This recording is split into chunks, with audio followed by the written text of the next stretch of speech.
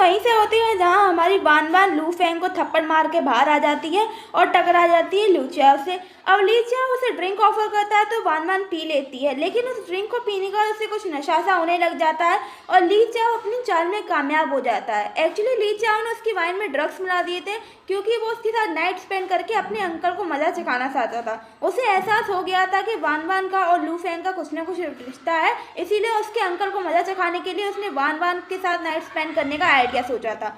वो उसको लेकर जा ही रहा होता है कि तभी तक उसके सारे अरमानों पर पानी नहीं, उसके अंकल फिर जाते हैं क्योंकि अंकल वहाँ पर आ जाते हैं और वो उससे वान वान को ले लेते हैं, ये कहकर कि तुम्हारी अभी इससे शादी नहीं हुई है, इनफैक्ट अभी शादी तय भी नहीं हुई है, मैं वान वान को उसके गेस्ट रूम में छोड़ दूंगा। ऐसा कहकर वो उसे ले जाते हैं। वान वान को वो गेस्ट रूम की जगह अपने रूम में ले जाते हैं और फिर उनके बीच वो सब कुछ होता है जो हमेशा से होता है। अगली सुबह वान वान बेचारी बहुत कंफ्यूज होती है, वो ये सोच रही होती है कि इसके साथ क्या हुआ, हो तो उसे कुछ याद भी नहीं था ऐसा कुछ। जिस पे उसके अंकल कहते हैं कि तुम्हें क्या चाहिए, तुम ये शादी कर क्यों रही हो, पैसों के लिए ना, मैं तुम्हें सारा पैसा दूंगा, तुम बस ये शादी मत करो और हमारा कॉन्ट्रैक्ट वापस से रिन्यू करवा लेता हूँ, यानी तुम वो कॉन्ट्रैक्ट वापस से साइन करो। जिस पे हमारी वान वान साफ मना कर देती है कि वो ये कॉन्ट्रैक्ट वापस से साइन बिल्कुल नहीं करेगी। ऐसा कहकर वो वहाँ से जाने लगती है कि तभी बाहर से आवाज़ आती है ली चाओ की, जो कि वान वान को ही ढूंढ रहा था क्योंकि उसे वो सुबह से मिली नहीं थी। पूरे घर में ढूंढने के बाद वो हमारे लू फेंग के कमरे में आ रहा था। उसकी आवाज़ सुनने के बाद वान वान तो घबरा जाती है, उसको ये लगता है कि अगर उसने पकड़ लिया तो वो क्या सोचेगा। इनफैक्ट उसने जो वादा किया था अपनी स्टेप मॉम से, क्योंकि उसकी मॉम का इलाज रुक जाएगा अगर उसकी ये शादी नहीं हुई तो, जिस वजह से वो हमारे ली फेंग से मना करती है किसी को कुछ बताने के लिए इशारे में। लेकिन ली फेंग तो उसके पास आकर उसको इनफैक्ट वार्निंग से देने लगता है कि या तो तुम कॉन्ट्रैक्ट साइन कर दो या फिर मैं सबको बता देता हूँ कि हमारा क्या रिलेशनशिप है। अब वान वान को सोच पाती कि वो क्या करे, उससे पहले ही ल्यू चाओ अंदर आ जाता है, लेकिन वो सिर्फ देखता है लू फेंग को। अरे भाई, इंडियन सीरियल हो या फिर चाइनीज, हीरो हीरोइन इतनी जल्दी नहीं पकड़े जाते हैं, तो हमारी हीरोइन भी नहीं पकड़ी जाती है। वो है ना पूरे कमरे पर नजर डालता है, इनफैक्ट उसके साथ हमारी वान वान की स्टेप मॉम, उसकी स्टेप सिस्टर भी थी, वो भी देखते हैं, पर वहाँ पर तो वान वान थी ही नहीं। वो है ना उससे बात कर रहे होते हैं उसके कि अरे वान वान यहाँ पर आई थी क्या, ऐसे करके कुछ बोल रहे होते हैं। लेकिन ल्यू चाओ की नज़र बहुत तेज थी, उसे बेड पर वान वान का जो हेयर टाई था यानी जो रबर थी वो दिख जाती है और वो उसे चुपके से उठा के अपनी जेब में रख लेता है, ना वो इस बारे में किसी और से जिक्र भी नहीं करता है।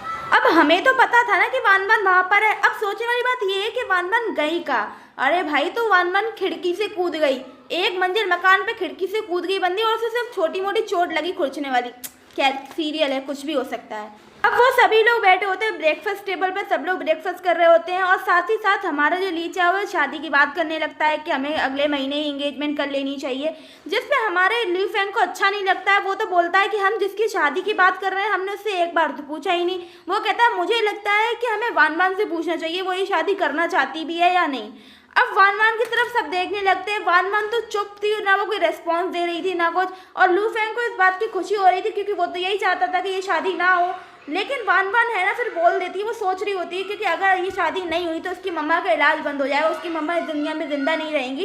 इस चक्कर में वो इशारे में बोल देती है कि वो शादी करने को तैयार है। और ये सुनने के बाद तो लू फेंग भाई साहब उसका तो अलग ही वो हो जाता पोपट। वो सोच रहा था कि शादी नहीं होगी, बेचारे का दिल टूटता है, यानी वो समझ में नहीं आता क्योंकि उसने अपने प्यार कभी एक्सप्रेस ही नहीं किया। अब जो स्टेप मॉम थी और स्टेप डॉटर और हमारी वान वान जा रहे होते हैं अपने घर पर उनकी कार में, लेकिन स्टेप डॉटर स्टेप मॉम वान वान को सुनाना नहीं भूलते कि तुम ये शादी तुम्हें निभानी है, तुम्हारी वजह से शादी टूट सकती है, ऐसा कुछ सुना रहे होते हैं। इनफैक्ट उसे बीच रास्ते में उतार देते हैं और कहते हैं खुद चली जाना अपने घर पर।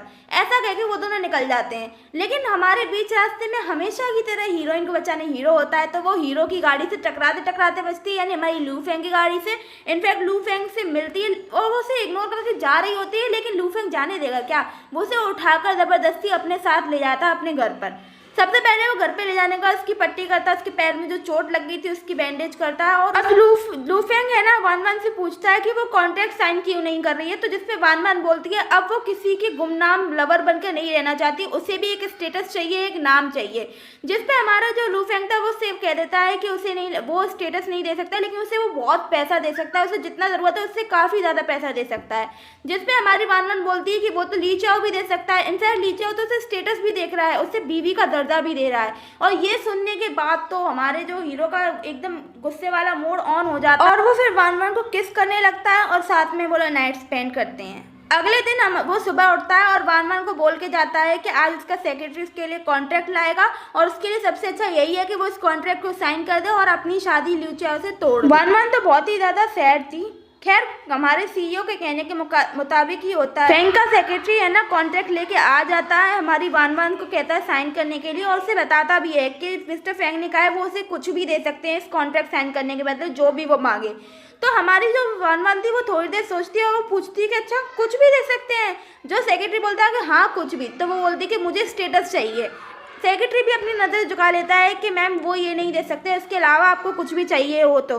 जिसपे वान वान गुस्सा हो जाती है और उसका वो जो एग्रीमेंट था वो फाड़ कर फेंक देती है कि मैं कोई बिकाऊ नहीं जिसे तुम जब मर्जी से जाए अपनी मर्जी से साइन करवा सकते हो। ऐसा कहकर वो वहाँ से चली जाती है। ये सारी बातें सेक्रेटरी बताता है हमारे हीरो को, लू फेंग को। लू फेंग सोच में पड़ जाता है और फिर वो उससे पूछता है कि अच्छा अभी कहाँ है वान वान। तो उसे वो बताता है सेक्रेटरी कि वान वान की है ना आज लिu चाओ से मीटिंग थी, उसने उसे डेट पे बुलाया था, इसीलिए वो उसे एक रेस्टोरेंट का नाम बताता है, वो लोग वहाँ गए हुए हैं। इधर वान वान और लिu चाओ रेस्टोरेंट में बैठे होते हैं और वान वान काफ़ी ठीक ठाक खुश थी। जिसपे लिu चाओ उससे कहता है कि मैं तुम्हें एक मैजिक ट्रिक दिखाऊं और उस मैजिक ट्रिक में वो वही हेयर टाई जो उसके पास उसने वहाँ से रूम से उठाया था वो दिखाता है। तो हमारी जो वान वान है वो कहती है कि अच्छा ये तो मेरे जैसा हेयर टाई है, मेरा खो गया था। तो हमारा लिu चाओ बोलता है कि अच्छा मैं एक बात बताऊँ, मुझे ये कहाँ से मिला है? मुझे ये अंकल के बेडरूम से मिली है। ये सुनने के बाद वान वान शॉक हो जाती है और जिस पे लिu चाओ उससे पूछता है कि तुम्हारा और अंकल का क्या रिलेशन है। अब वो क्या बताएगी वो नेक्स्ट पार्ट में पता चलेगा। तब तक के लिए चैनल सब्सक्राइब कर लो, वीडियो लाइक कर लो। Bye bye.